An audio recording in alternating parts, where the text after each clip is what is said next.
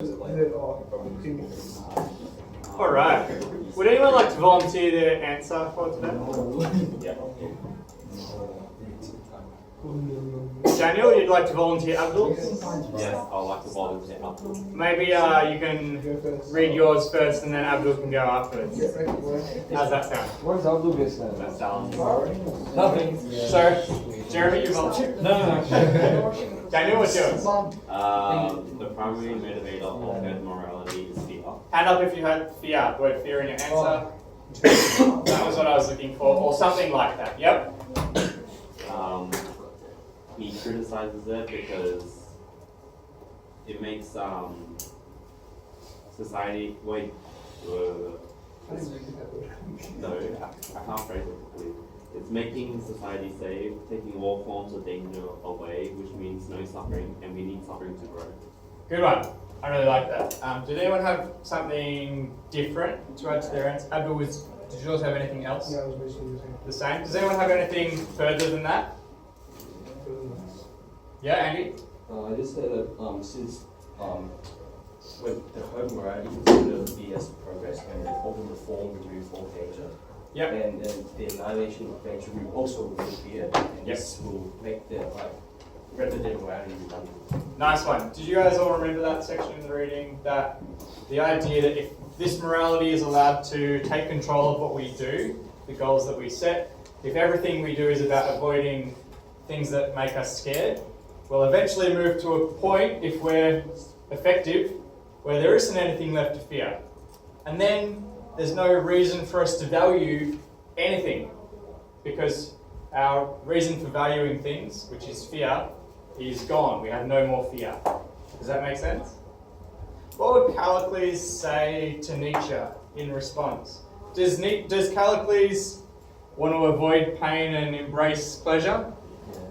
Right? And Nietzsche would say to Callicles that you're just avoiding fear. Is that right? What would Callicles say to him? Shut up, nerd. Shut up, nerd. And then punch him in the face? Maybe. Do you reckon Callicles is... do you reckon Nietzsche would criticize Callicles' relationship with fear? Yeah? Maybe?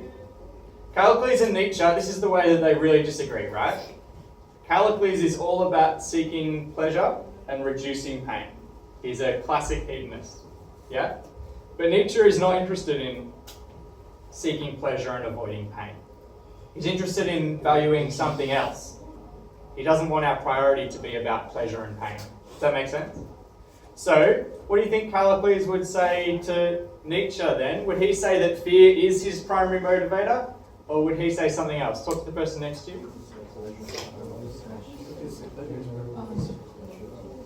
How would Callicles reply to him? Great question. Wouldn't Callicles say that Okay. if he likes going through, if he likes being scared, he likes being... Do you reckon Callicles would admit that he's Then that's just avoiding pleasure, painful which things? means he's right. I'm thinking we would admit that. What would he say instead? What's his motivation?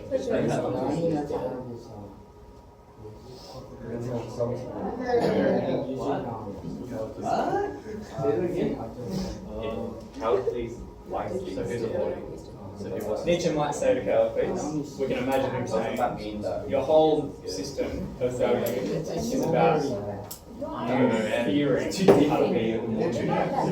The only reason you do everything is to avoid things that hurt. What would Callicles say to Nietzsche?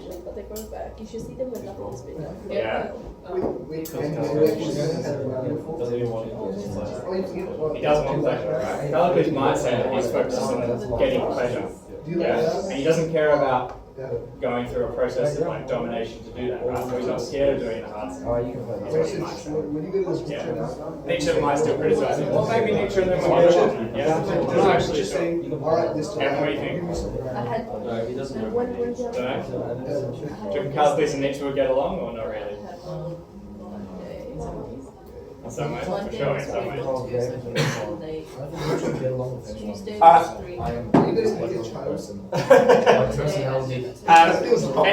Anybody come up with an answer? Anyone? You guys Yeah. Do we think Nietzsche and Callicles would get along or not? No, wouldn't things say wouldn't Callicles say that he likes being scared, and if that's his pleasure, then technically it's good for him. Sure, if someone likes being scared, That's his pleasure. then that's their pleasure and that's what's good for them. I mean, Callicles sort of just gets pinballed around by Socrates, doesn't he, into saying that pleasure is whatever Socrates wants him to say. So yeah, Callicles is not the strongest logical thinker.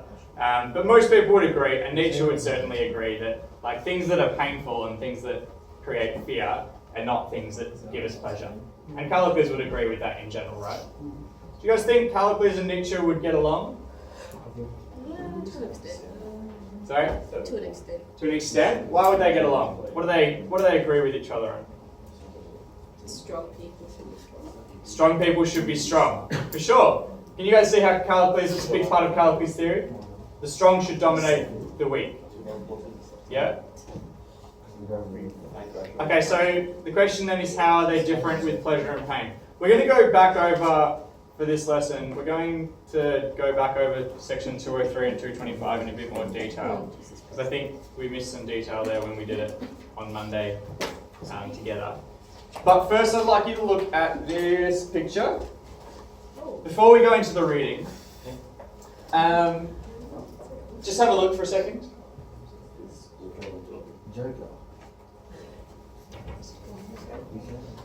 And I'd like you to talk with the person next to you. Just in general, what does this make you think about? That'll do. What does this make you think about? Did he draw this? Yeah, it's drawing He's shaping himself. You're not going to do this. Look at yours. But this is related to nature. He wants himself out to be what he wants himself to be. Yeah, I guess. He's drawing himself. Changing himself. Putting on a mask. I don't think that's a lot. It's a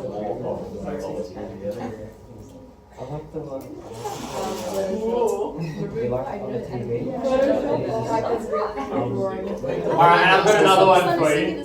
Actually, before we move on, does anyone have any thoughts they'd like to tell us about? Anna, what are you thinking? Ant-Man. Well, my first thought was he looks like Ant-Man. Ant-Man? A little bit. My second thought is that he looks like he's trying to shape himself to be someone he wants himself to be. That's fine. He's trying to shape himself, literally shape himself, yeah? Or draw himself into existing the way he wants to be. Nice. Does anyone have anything else they thought? Anything else interesting? Alright, this does relate to Nietzsche, but we're just thinking in general for now. Ryan, what did you think when you saw this? He was drawing himself. Yeah? Yeah, Looks kind of cool. yeah. Does anyone think this reflects a truth about the way we are?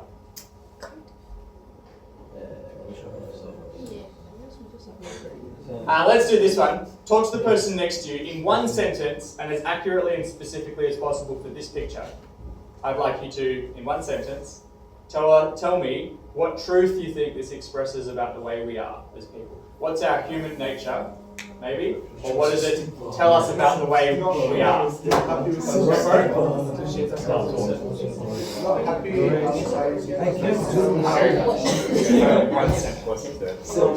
do you think? I guess the word right now. We shape ourselves. Yeah. That's good. Okay. No worries. Are we on a sentence? We're going to quickly around the room and get your sentences. Are we all going?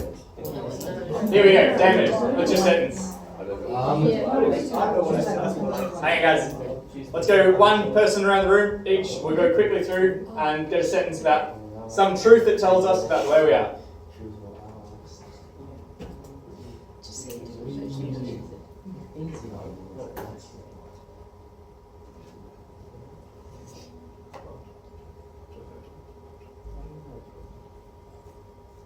I might come back. Nick, I'm going to come back, okay?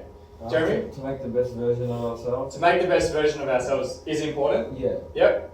We changed to fit in. We change to fit in. I like that. Kevin, actually. Next. Yeah, perfection. Perfection Yeah. is what? Just perfection. Just perfection. Okay.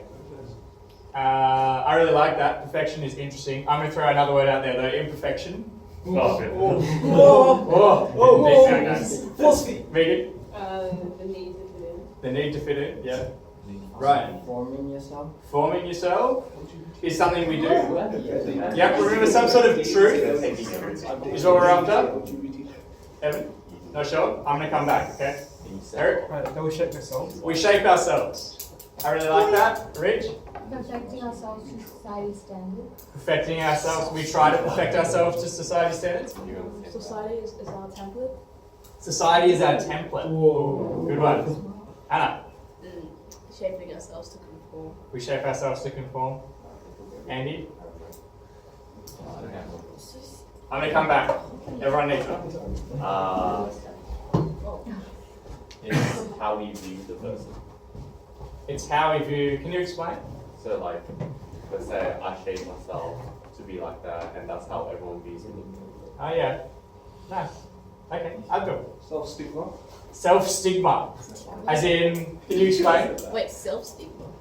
Can you explain? You're right. I really like where you're going, but you need to explain. Well, you will adapt yourself to how you want society to see you because of stereotypes. Because of stereotypes. Do you mean that we try and, do you think that in general we try and fit ourselves into stereotypes? Do you think that we try sometimes to avoid stereotypes? We do? Yes, like sometimes a person is a nerd. Yeah. He doesn't want to be a nerd. So like you see in movies, like he takes off his glasses, he starts hanging out with cool kids and everything. He tries to Nice. dislocate himself from the stereotype that he is. Do you guys agree with that? Do people try and like reframe the stereotypes the way people see them? Abdul's example was that like if a nerd wants to be seen as cooler, they like take off their glasses and they start like wearing cooler clothes. Take it off the top button. Is that true? Is that what we do? Excuse me. So we like remake ourselves in other people's image? That kind of thing? Alright, coming back, David. Spider-Man 3, is that you? Spider-Man 3? No, like not what the nerd thing. That's kind of what he tries to do, right? Yeah. He reframes people's image. Yes. Have you got a sentence? I've got like a template for a sentence. Yeah. But it's kind of like we create an image that we show off of ourselves. Like, Yep. yeah. Good one.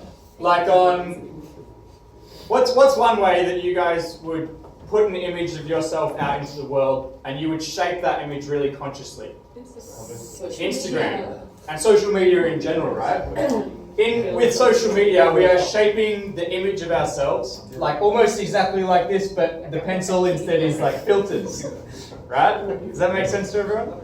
So we shape our own image into the way we want it to be, but why do you shape it? That's the question, right? What's the motivation for the way you shape your Instagram? Is it because you have your own personal aesthetic that you want to express to people or you want to show? Or is it because you want to fit in? Is it because you want to rebrand yourself? Yeah? Nietzsche thinks that most people, we're interested in rebranding ourselves to fit in. So we recreate our entire identity. Now Nietzsche was a little bit before Facebook, yeah, late 1800s. Oh, not too. I don't know, I'm pretty sure I saw him in The Social Network. But he thought that this was really prevalent. He thought this was like overtaking his society. The idea that we have to reshape ourselves to fit in with everyone else. Yeah? Who else didn't have one? Nick. Rebranding to fit in. Very good. Evan.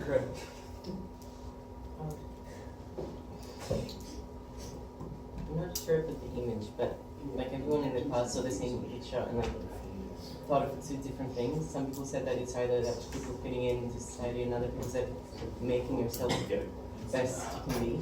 Yeah. So, Guys, listening, this is actually really important. That kind of says, like our philosophy as a class kind of says more about us rather than what there actually is in the picture. Totally, right? You have different responses because you see it differently, yeah? Or you have a different philosophy yourself. Some people saw it as, was it fitting in? As people wanting to fit in, and other people saw it as wanting to, what did you say? like to become a better version of you. A better version of you, right? Like a self-defined version. Nice one. And those two responses, Evan is saying, tell us more about you than the picture. Did everyone hear that bit? Tell us more about you than the picture. Thanks, Evan. Really glad I came back to you. Andy, did you? Yeah. It's like you painting yourself is like giving yourself. I think in this like case it's like giving yourself a meaning sort of thing. Okay. This picture, yeah. Yeah, defining your meaning, Yeah. what you're about. I really like that. Let's look at this one, and I'd like you to tell me about how it's different. It's a real sculpture. And I don't know if you can see, but he's got a massive hammer, and then there's a chisel down here. And the rock is pretty rough. So talk to the person next to you. What does it make you think of in the context of what we're discussing?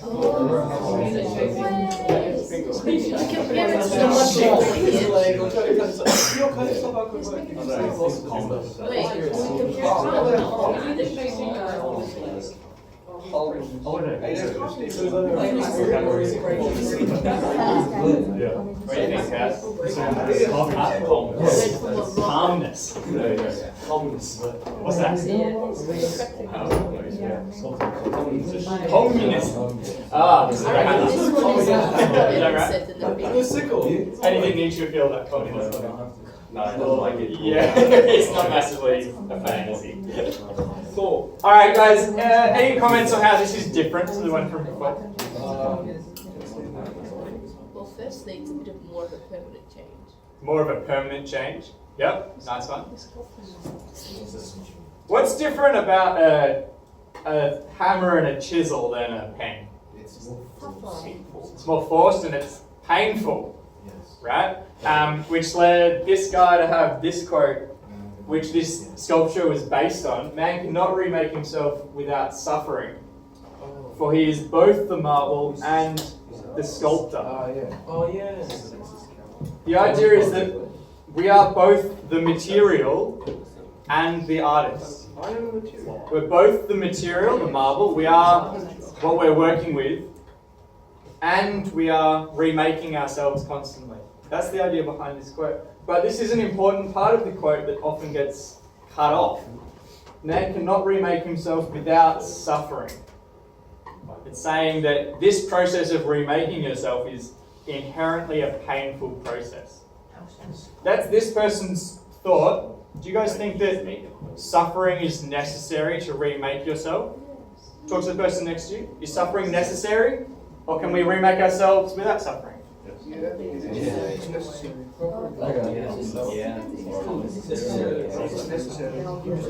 It's not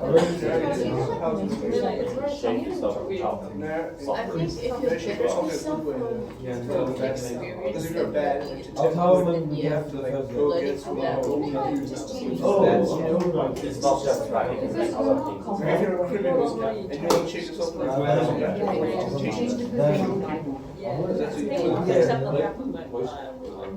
What about learning you're not suffering? Or you're suffering? learning to get rid of When bad you habits. decide to change is when it Yes, it gets is. Learning communication. Learning realizing you need to communication. change That's is suffering. it's father someone says you need to change and you're like, Change yourself. Yeah, but it's yeah, still. once you realize it, That's you like get a little bit you easier. know, that says you don't want to change, you don't want to change yourself. You're not a child that's growing up. Acceptance is the first step. Basically like killing.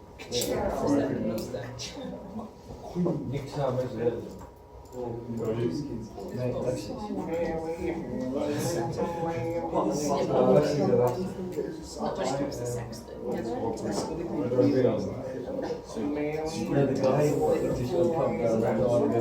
Yeah, what do you sign? They say pain and they just won't pay it. This one. Alright, coming back together. Any last thoughts about that? Would anyone like to tell us what they thought about whether suffering is necessary to remake yourself? Autumn? August? Sorry, confusing seasons with months. Sorry, I had another student a long time ago who's got autumn. August? Yeah, I think we do need suffering to change because to accept that, to realize that we need to change is also a very capable step. Then after that, it's quite easier. Yeah. And to realize that a change is needed. Okay, it gets easier, I think, Once you realize. once you realise that change is necessary. Okay, I think that's a really important part of changing, right? You have to realise that it's necessary. You guys ever thought about something about the way you are and realised that you should change? When I was your age, I think I'd probably never done that. I was just like, I am the best. Because that's pretty arrogant. No, sir, you are the best. Oh, thanks, Jeremy. But in year 12, I had to, eventually you realise a lot of things about yourself that need to change. Like arrogance is one that's not that helpful often. So you want to get rid of the things about yourself that are hard, right? But it's not easy. But definitely realising that you want to change makes it easier to change. It doesn't make it maybe very, very easy. Do you think that you can grow? Can anyone think of a way you can grow without suffering? Studying? Studying is not suffering? She likes to study. Not suffering in the conventional sense. It's still suffering. August, you don't think that studying is hard? Not when it comes to like something that I like. When you like it, when you enjoy it, it's easy. Yep, hand up if you think studying is always hard. Anyone? What would Aristotle say about August's perspective on suffering with study? She's great.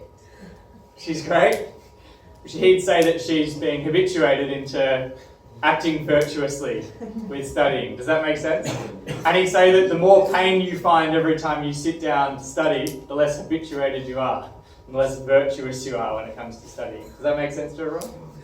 Yeah? But Aristotle's system in that sense is about pursuing pleasure still, right? Because doing virtuous actions for Aristotle is all about achieving happiness.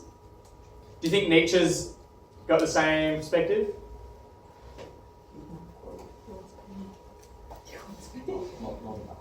He's about growth, not about happiness, right? And at the back there, you guys said he wants pain. He does want pain. Does Nietzsche want pain for something else or just for its own sake?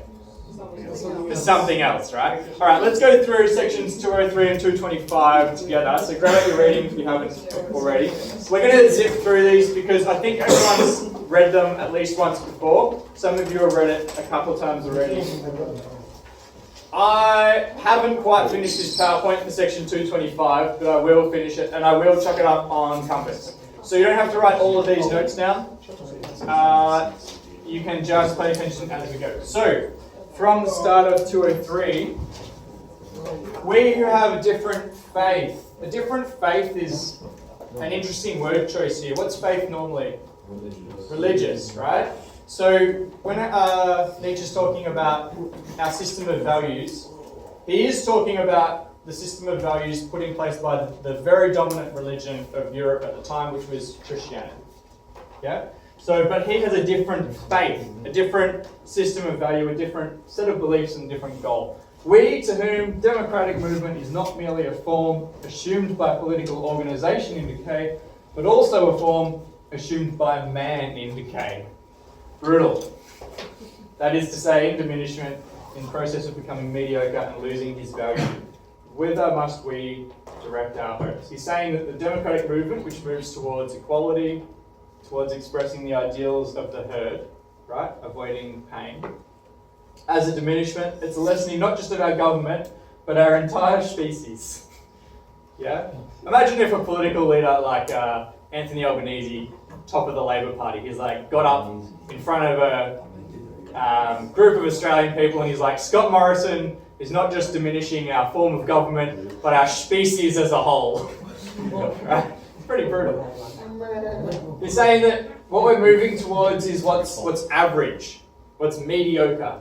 Yeah, we're moving towards like the mean, but actually if we move towards the mean and the average, we're always going to be lessening ourselves, he thinks. Yeah? We're not moving towards what Nietzsche values. Yeah? And Nietzsche doesn't value moving towards happiness and pleasure. So, what is value for Nietzsche? What does he direct our hopes at? What is he aiming at? Towards new philosophers. This is what he wants. We have no other choice. Towards spirits strong and original enough to make a start on antithetical evaluations. Come back to that. And revalue and reverse eternal values. What do you think he means by eternal values? Values that always exist? Yeah. What's another word you could use for values that we think are always in the world? Starts with an O. Objective values, right?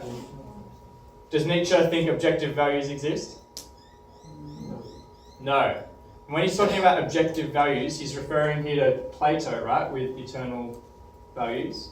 He's saying that objective values aren't a real thing, and we shouldn't be aiming at these ones anyway.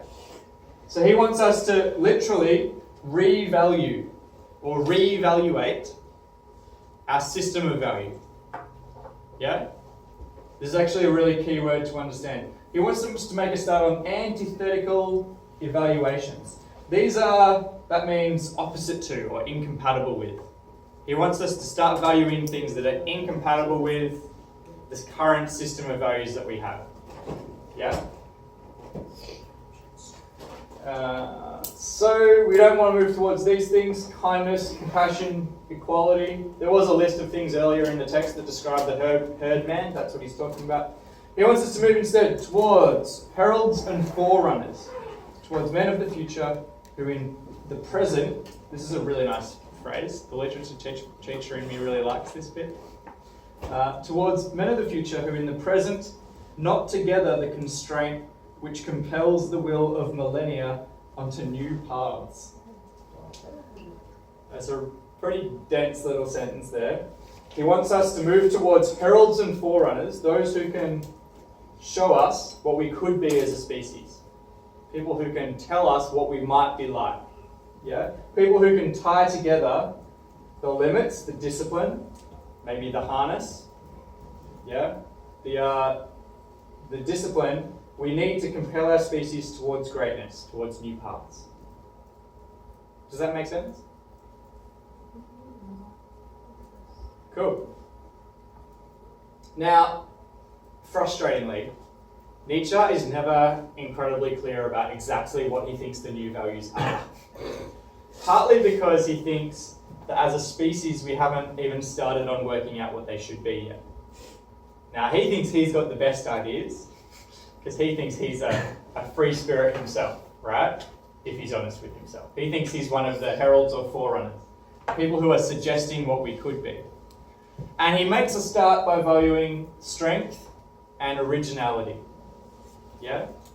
And he'll keep on making some suggestions, but he's never going to nail himself down to any particular set of values, partly because he thinks we need to work out what they should be. Yeah? So in a way, it's like how Aristotle was with virtue. How Aristotle was with virtue? We should be virtuous, but we don't know. We're not going to Yeah. You need to act in the right way, in the right time, in the right place. Yeah. Good luck finding it out. Good luck figuring it out for yourselves. Yeah, potentially he's a bit like that. But he is going to tell us in great detail and with many insults what virtue or what to not value, right? At least he's going to tell us what we should avoid. I can't tell you what virtue is, but it's not. This next bit is pretty dense again. To teach man the future of man as his will. So to teach man, all people, the future of all of us as our will, as what we want. What we want is our future, as dependent on a human will, and to prepare for great enterprises and collective experiments in discipline and breeding, which here more maybe, well, might probably, hopefully, mean the way we raise people, and not literally breeding like social Darwinism and the Nazis. Most people agree that Nietzsche wasn't a Nazi. His sister was a Nazi, and his sister got a bunch of his works and basically gave them to Hitler as a present and said, here, use this to expand the greatness of our species. And a lot of what Hitler talked about in terms of getting rid of the weak of humanity and embracing the strong Does sound a lot like what Nietzsche is on about. Most people think that Nietzsche was not... Nietzsche actually hated the Nazi party. He's pretty explicit about that in a bunch of letters he wrote to people. He thought that they were like weak and not very... Anyway, didn't like them very much. But it's worth paying attention to where they sound the same. So as to make an end of that gruesome dominion of chance and nonsense that is before now being called history. He's saying that we need to seize control of our future because up till now, our history has just been a random chance of events. We haven't really been thinking about how we want to build up ourselves as a species. We've just been doing things based on, I don't know, maybe animal impulse. Yeah? Like, I want to be the leader of this country and I want it to expand everywhere. So I'm going to make a big empire and my name's Caesar. And I get more wine for me if we expand our empire, right? Just random, actually Nietzsche would really like Caesar, so that's a bad example. The nonsense of the greatest number is only its latest form. He thinks this idea of all for one and one for all equality is just a historical, random chance thing that's ridiculous. For a new kind of philosopher and commander will sometime be needed, in face of whom whatever has existed on earth of hidden, dreadful and benevolent spirits may well look pale and dwarfed. So, history has been a big series of accidents, is a phrase I like, resulting in problematic ideas and values like democracy and equality. Yeah? But a result of a conscious decision on the part of our leaders, that should say, comma, can lead us towards a better future or something like that. Yeah? For this, we need a leader so powerful and so forceful, our heralds and forerunners, the people who can seize control, the unconditional commanders. We need them to be so impressive that our previous leaders will look hidden, dreadful, and benevolent. Our previous leaders who are hidden, our leaders are hidden, like behind the guise of the majority. I'm just a servant of the people. Dreadful just means exactly what it means. And benevolent, he hates benevolent leaders. Why does Nietzsche not like a benevolent leader? It's weak, right? Someone who's just interested in the pleasure of their people, Nietzsche thinks can't be interested in them remaking themselves to be better. Yeah? Nietzsche fully buys this idea, right? That you can't remake yourself without suffering. And so for him, any leader that's benevolent, that's only interested in the well-being of his people, is not interested in us remaking ourselves to be better. Because the two values are antithetical. They're incompatible. Yeah? Does that make sense to everyone? All good with that? Alright. Talk to the person next to you. Would you rather have a leader of a country who was interested in the well-being of their citizens? Or would you rather have a leader of the country, let's say the Prime Minister of Australia, who's most interested in maximising the well-being, as in the happiness of the citizens? Or would you rather have a leader that's interested in making life hard for their citizens so that they can grow as people? Talk to the person next to you.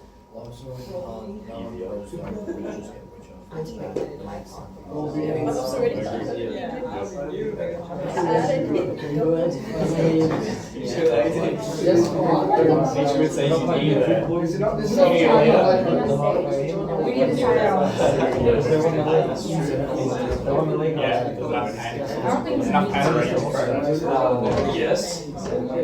Everyone's kind of suffering there. Government's already It's already enough pain for already. But would you want a leader that would remove all pain? No. Would make it easier, but not would remove Easier to grow. Yeah. I don't know how easy this is for Alright, and coming back together, Ryan, what do you think? Which leader would you rather have? Benevolent one. Benevolent one? How come? Just for myself. Yeah. I don't want a dreadful leader. Yep. Yep. Because you'd rather have a happy life. Yeah. Yep. Nice. Abdul, what word did you use to describe yourself?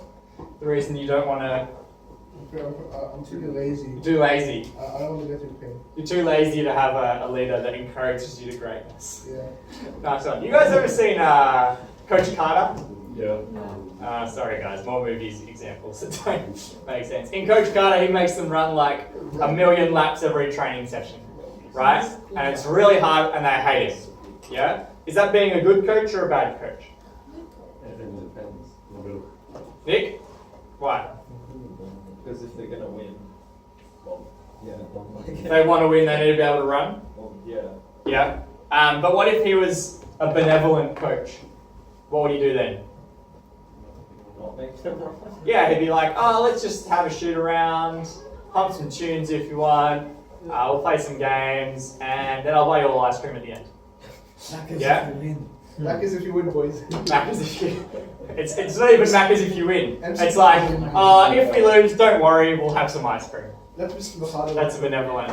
Mr. Mahado. Yeah? Alright, let's get going. So, he wants leaders that encourage greatness, not leaders that are benevolent. Right? I just got you to do that activity to maybe start thinking about how you might criticize Nietzsche. Maybe you don't want a leader that's constantly making life hard for your citizens. Yeah? Might be different if you think about it. Let's, just before we go on to that, think about a parent. Would you want a parent who's always interested in satisfying their kids' desires, or one that is interested in making life hard for them so that they learn? Satisfying. A bit of both. Satisfying kids' Bit of desires. both. Balance. Yeah. It's got a plus and Yeah. What if that a parent who is mean would create a more mature race? I mean, sure, but that's still a bad relationship with your parent. Yeah, that's true. Do you reckon it's better to have a more valuable relationship, like a happier relationship with your parent, than to be a better person? Yeah. I I believe.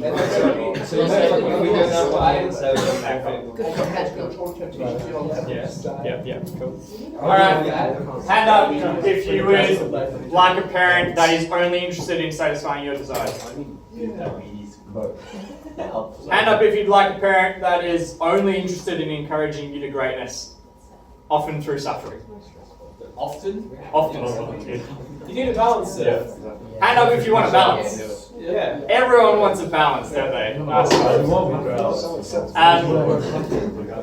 This is maybe a bad example to use, but let's just go with it anyway. Do you guys know much about the childhood of Michael Jackson? Yeah. Jeremy, can you tell us? So when Michael Jackson was in the band with his bros, Yeah. They used to practice over and over, and their dad would be with the belt. Yeah. And like if they did something out of line or like not apart or not concentrating, they'll get beat with the belt. Beaten with the belt, that's right. So their dad made them rehearse every day for hours and hours and hours. And he used the belt whenever they like made a wrong dance move or sung the wrong note. And he beat them with it. And as a consequence, they formed the Jackson 5, and they were one of the most successful pop groups of all time, especially Michael Jackson himself. Now, what about Michael Jackson might make you think that that was not an effective parenting strategy? His mental health. His mental health was all over the place, right? He's probably, Aristotle would describe Michael Jackson as a really unbalanced person. Someone who doesn't understand what real virtue is or how to live a good life, right? But it's not so clear that Nietzsche would think the same. Nietzsche might think that actually he became one of the greatest artists of our generation because of the suffering that he went through as a kid. Yeah? Now, obviously Nietzsche might not agree with everything that happened to Michael Jackson as a kid, and of course we hope that he wouldn't agree with everything that he did as an adult, because he had terrible mental health, etc. in his life. But the artistic side of him was certainly new and original. Yeah? Cool. Alright. Oh, last one. Really quickly. Would you rather have a teacher that lets you have free time every lesson? Or would you rather have a teacher that pumps you through PowerPoints every lesson in a really strict way?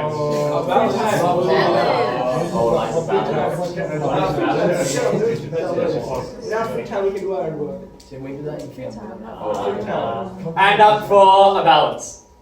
It depends on the goals. Hand up for a balance that leans more towards doing work. Hand up for a balance that leads more towards free time. Because that'd be a problem.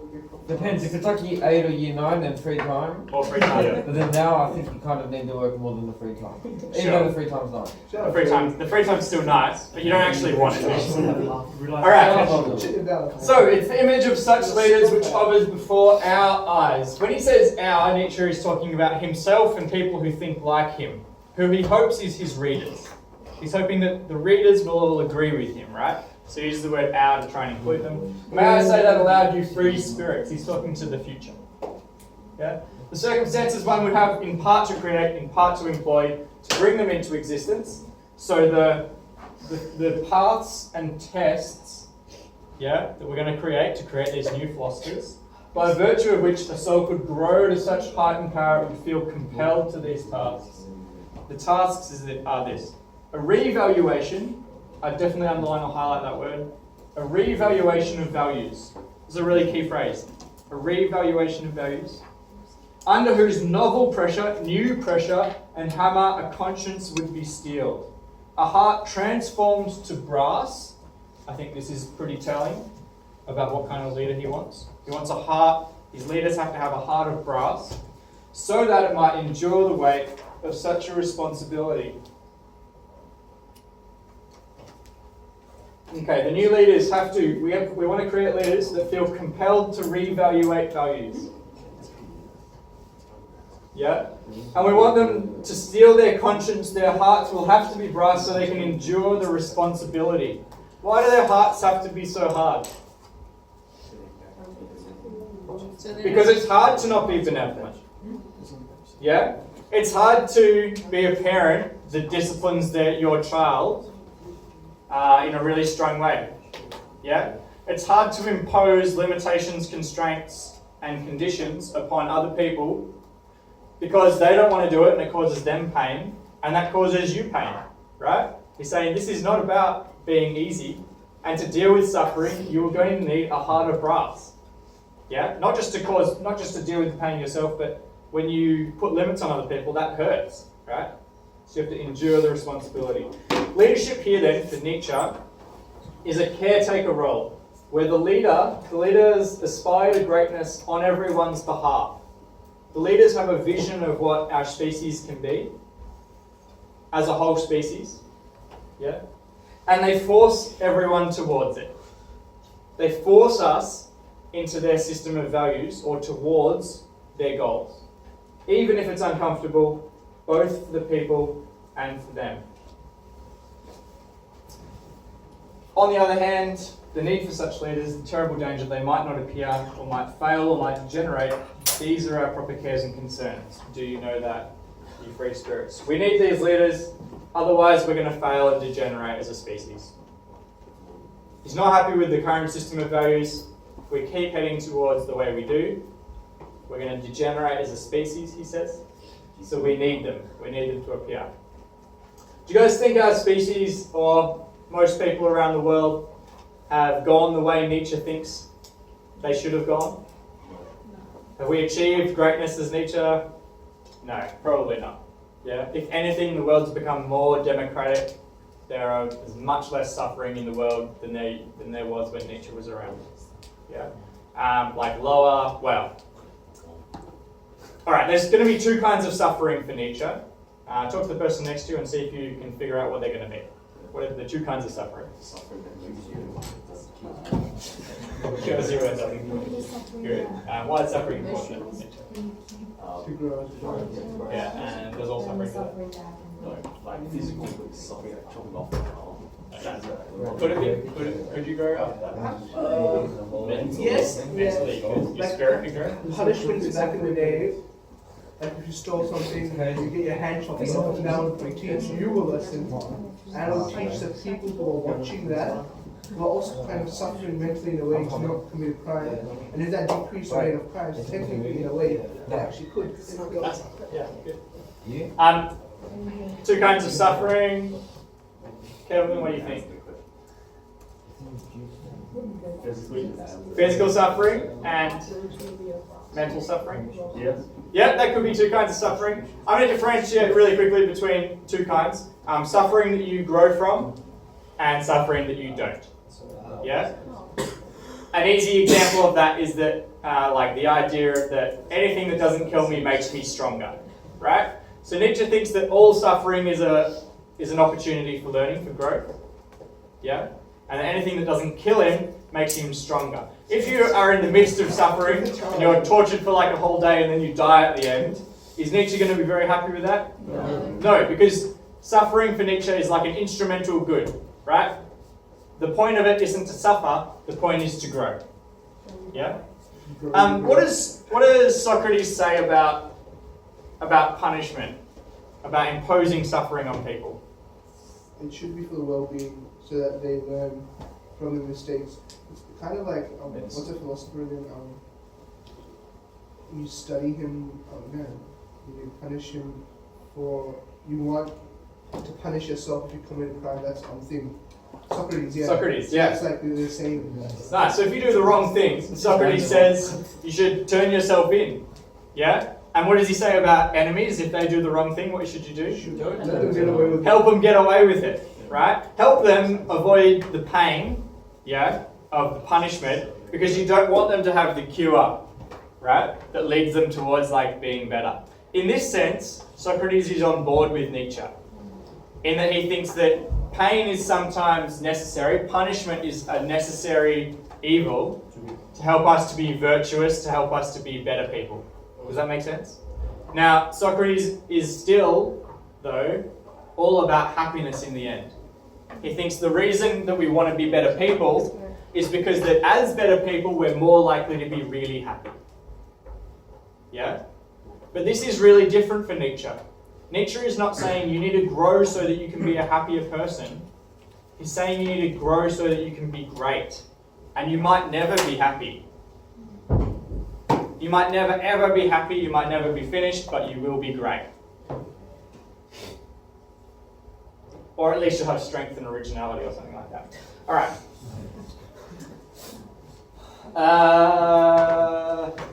I'm just going to skip this bit. There's little to be more afraid of than the possibility of the degeneration of our species. And we've been lucky to have any greatness left. Is what he's saying about us as a species at this point. Okay, going on. You guys can read this sometime if you haven't already. Nietzsche hates the modern ideas of Christian European morality, which he says advocates for the herd and the avoidance of pain and will lead our species towards stagnation and death. Pretty straightforward, right? Maybe I'll find the bit. He says anyone who has appreciated what man can become, given the right tasks and forces, will also hate what we can sing to. So if we give ourselves tasks and forces, this phrase, we'll also hate what we can sink to. If we appreciate what we can become, we'll be unhappy with ourselves as less. Yeah? Last bit, free spirits are not always successful. They might break off and become themselves wretched. A free spirit that doesn't succeed in helping people achieve greatness or in achieving greatness themselves. An evolving being of the highest rank has before usually been shattered by society, by the herd, and has broken off, sunk, and has itself become wretched. Who might he be describing? Yeah, himself, right? He's this old sick guy who lives above a barn and just writes books that no one really reads. Yeah? He's got this vision of what society can be like, but he himself has become shattered and has been broken off. Yeah?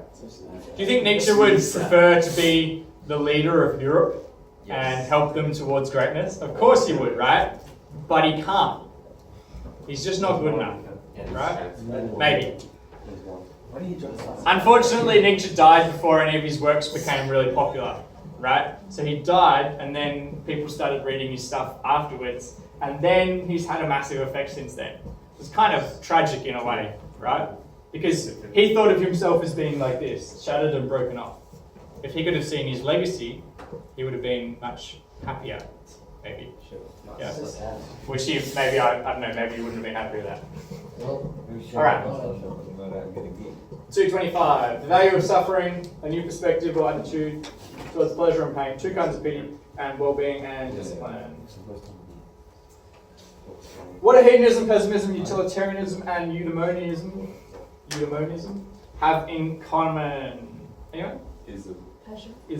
Pleasure and pain are the highest virtue, right? So all of these, the idea is aim at happiness as its highest, as the highest good. Even if it's about satisfaction or something like that, we're still talking about happiness or something like that.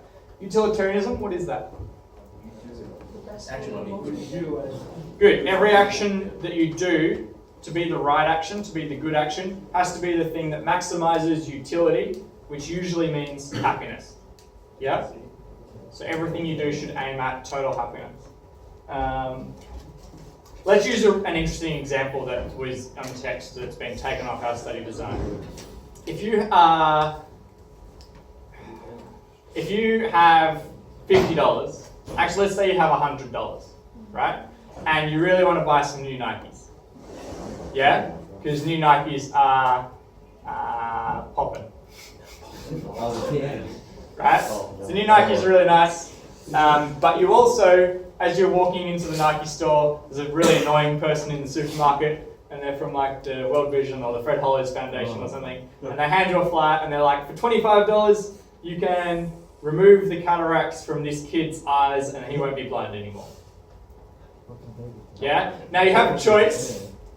Actually, you have many choices, but in this case, I'm just going to give you two choices. You can give your $100 to this Fred Hollows person, right then, take it out of your wallet, give it to them. They'll give it on to Fred Hollows, and 4 people won't be blind anymore.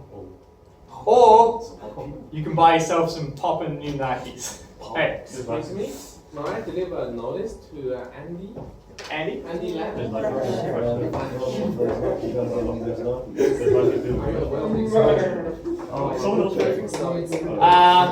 Someone else. Which one maximizes utility, guys? Donating, right? Because normally, and I think we'd all accept, that the 4 kids would be happier than you would be if you get some new Nikes. Yeah? If they can see again for the rest of their lives, that'll create more happiness, more utility, than you getting some new Nikes. Yeah? So that's utilitarianism in a nutshell. Just briefly, because it's kind of fun, not because it's kind of fun, because it's kind of fun and important. Talk to the person next to you. Would you buy shoes or give to the Fred Hollows Foundation? Give to the Fred Hollows. Yeah.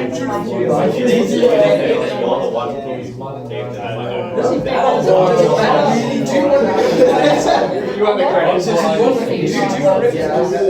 What if Fred Hollows says to write a letter to you saying?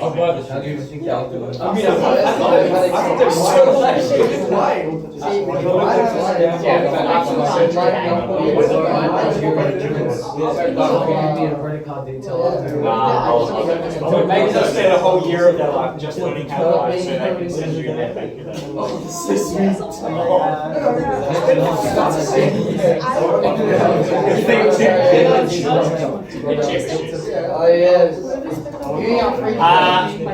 Hands up, you only have 2 options. Abdul's invented a middle ground as well. The middle ground is $50 shoes for you. They're not poppin' Nikes, they're just like spend less shoes. And then $50, so 2 kids aren't blind anymore. Don't know how you choose, but anyway. Hand up if you Fred Hollows Foundation. Hand up if you buy shoes. Oh, Jeremy. Nice one. Have you guys seen my shoes? Yes. Have you guys seen my shoes from there? Yeah. You see how nice they are? Brilliant. Yeah. What do I do in relation to this question? You buy shoes. I buy shoes, right? You know that because I have nice shoes, right? And you know that I'm a philosophy teacher and I've thought about this kind of stuff before, right? So before I even give you an answer, you should know what my attitude to this theory is. Does that make sense to everyone? Is that one of your standing points, sir? That you just told us? I didn't tell you anything. I'm not telling you anything about what I think. You say, sir. All right. I'm just saying that actually, well, okay, I'll just tell you one of my standpoints, right? Here's a standpoint. I think that actually what people think ethically is more obvious in their actions than in what they say. And I think that's a good principle for life in general. So if someone says that helping starving kids is really important, but they don't give any money or support to starving kids, then I think it's personally, and this is just a personal thing, this is not the course, but it is philosophy. Yeah, I think personally that they don't care about starving kids. Does that make sense? Yes. So I think if you look at me wearing really nice shoes, you should be able to come to the conclusion that I care at least as much about nice shoes as I do about helping blind kids see again. Yeah? Now this is not a nice thing to realize about yourself, right? That you care more about creating happiness for yourself, yeah, than about creating happiness for blind kids. Yeah. It's not a nice thing, and maybe you want to remake yourself because of this realization, right? This kind of self-reflection and potentially suffering at the state of the way you are, and then revaluation, I'm going to not value or buy as nice shoes, yeah, is what Nietzsche, that's the kind of process Nietzsche wants us to all go through, right? A self-examination, probably a process of suffering when you realize you're not good enough, yeah? Because, to be honest, no one's good enough. If you really reevaluate yourself honestly. Yeah? And this is why reevaluating yourself, going through this process of like self-actualization, remaking yourself, was particularly hard for me in year 12 because I was a really arrogant kid. I thought I was the best. And then you really take a look at yourself and you're like, oh, actually... Exactly. If you're honest, you'll probably figure out that you could be a lot better. Maybe you're not bad. I was a normal person. No, I wasn't a bad person. But there are a lot of ways in which I could and can be better. Yeah? Alright, so these ones all value the consideration of pleasure or pain. They all prioritize that. Yeah? That's the point of these. But Nietzsche says we should instead focus on, and he uses these words, which anyone conscious of creative powers and an artist's conscience. These are the things he's valuing instead. Yeah? He's valuing creative powers, the act of creation, and an artist's conscience. We'll look down upon with derision, though not without pity. If you have creative powers and an artist's conscience, you're going to see people who only value pleasure, and you're going to be disgusted by them.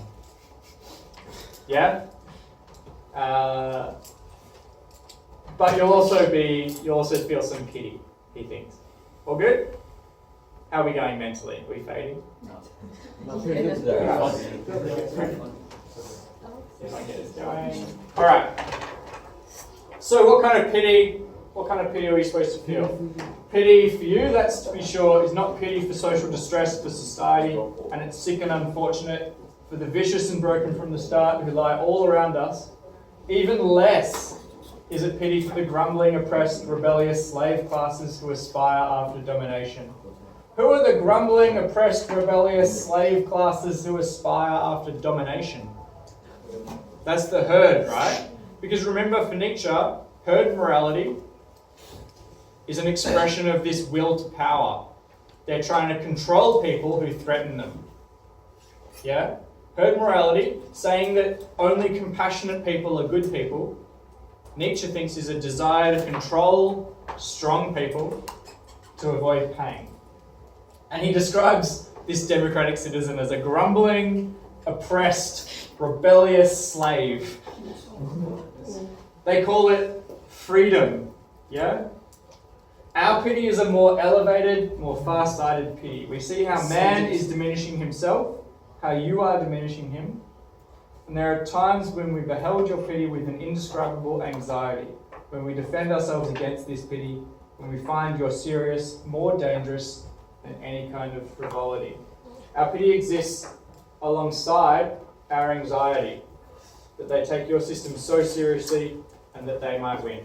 That people who are trying to dominate everyone through fear, to control the strong, might win, and that our species might become less. That's the kind of pity we feel. Pity for the species, not pity for the grumbling, oppressed, rebellious slave classes. How do you think Nietzsche feels about them? Oh well. Sorry? Oh well. Oh well. Yeah, or kind of. Actually, he's disgusted by them. Yeah? We all good? Alright. You want, if possible, he's talking to the herd, and there is no matter, if possible, to abolish suffering. And it really does seem that we would rather increase it and make it worse than it's ever been. Well-being, as you understand it, that is no goal. That seems to us an end. He's differentiating between the idea of a goal and an end. That's actually a really nice use of words in this section. Well-being for Nietzsche would be an end for us, would be the end. A state which soon renders man ludicrous and contemptible, which makes it desirable that he should perish. Suffering, prioritize happiness, they're seen as the enemy. Nietzsche wants to increase suffering, if anything, because well-being as an end goal is an end for us. Nietzsche would rather our species became extinct than achieve perfect well-being. Yeah? To the point where, like, you can imagine Nietzsche, if we achieved some state of perfect well-being, let's just imagine that for a second. Our whole species living in a society where there was no pain. If Nietzsche saw that, if Nietzsche saw everyone being completely comfortable and relaxed, he'd press the nuclear launch button. That's what Nietzsche would do. Talk to the person next to you. What kind of happy society is Nietzsche imagining here? What would we be doing? What would we be like? If we had no pain and no suffering. I mean, wouldn't it be Soviet Union. No, seriously, think about it. Soviet Union. Sitting down for the rest What would you of do, the Abdul, if you could do whatever you wanted for the rest of No fear, there's nothing. Just perfectly Right, docile. I think Yeah, easy. Let's say you win the lottery, but also all of your friends are There's no more starvation, I don't know them all. there's no hunger, Also, there's did no you see disease. this? You can do whatever you want. You have unlimited money, there is no pain. no, there's no What would you do? No suffering, there's no suffering. Be right back now. What would you do?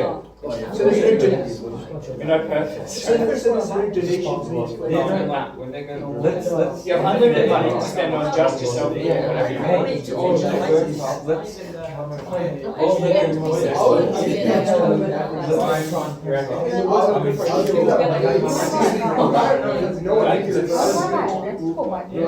I mean, they have unlimited money too.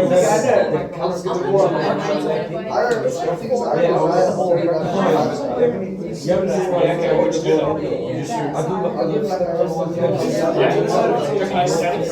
No. I bury it. Can you play some Minecraft? Yeah, I'm sure.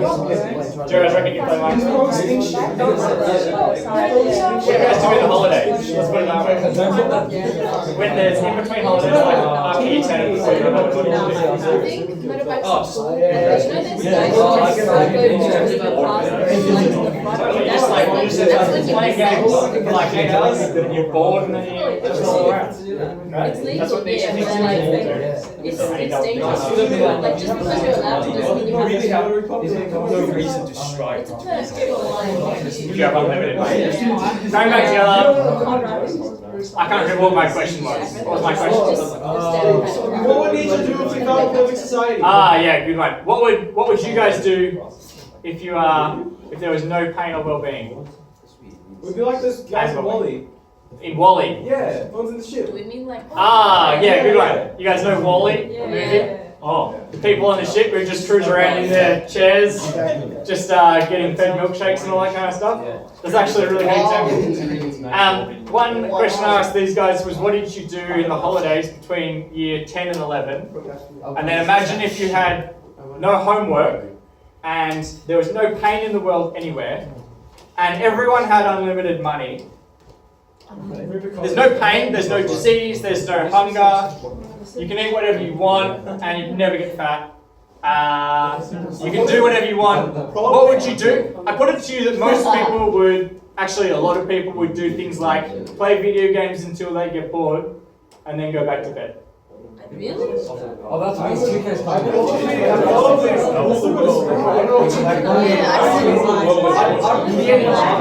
Going back together. Nietzsche thinks that the idea of everyone like playing video games all day in a state of like bliss, yeah, is a disgusting image. And he thinks that the idea of everyone, like our whole species doing that, totally comfortable, no pain and suffering, absolutely no growth or reason to do any study of any kind. Yeah? He thinks that that'd be a terrible thing for our species. And he'd press the nuke button. Does everyone see why now? Alright. It's just impossible. Last two paragraphs. I didn't get to write any notes for, but here we are. The discipline of suffering, of great suffering, do you not know that it is the discipline alone which has created every elevation of mankind before now? Do you guys think that's true? Is every great act of man involved some sort of suffering? A lot of them. Oh yeah. Yeah. Can everyone think of something amazing that someone's done that's involved some sort of hardship or suffering to get there? Cure for any medicine. Any medicine? How many hours was gone into researching and constantly failing? Sure, creating any kind of medical cure or breakthrough is really hard. You probably developed a disease. Sorry? You probably developed a disease at some point. You reckon Nietzsche developed a disease to create suffering, to enable greatness? Well, he did die from... He's very for suffering, isn't he? Yeah. Right? He'd rather we be suffering than not, because that suffering encourages greatness. Yeah? That tension of the soul in misfortune, think about this personally for your own lives as we go, as we read this. That tension of the soul in misfortune, which cultivates its strength of soul. Its terror at the sight of great destruction, its inventiveness and bravery in undergoing, enduring, interpreting, exploiting misfortune, and whatever of depth, mystery, mask, spirit, cunning, and greatness is being bestowed on it, is not being bestowed through suffering, through the discipline of great suffering. Can you guys see how bravery is impossible if there's nothing left to fear? Does everyone understand that? If there's nothing to fear, there's no danger in battle, the soldier can't be brave. Yeah? Nietzsche believes that, and he thinks bravery is a good thing. He also thinks these things are good. Might be worth just underlining or something them. He likes inventiveness. He likes strength. He likes... what else does he like? Depth, mystery, mask, spirit, cunning, greatness. These are the list of virtues that Nietzsche would have us revalue. Last one. Last paragraph. Whoops. Oh, we just read. Let's just read, shall we? Yeah. From the text.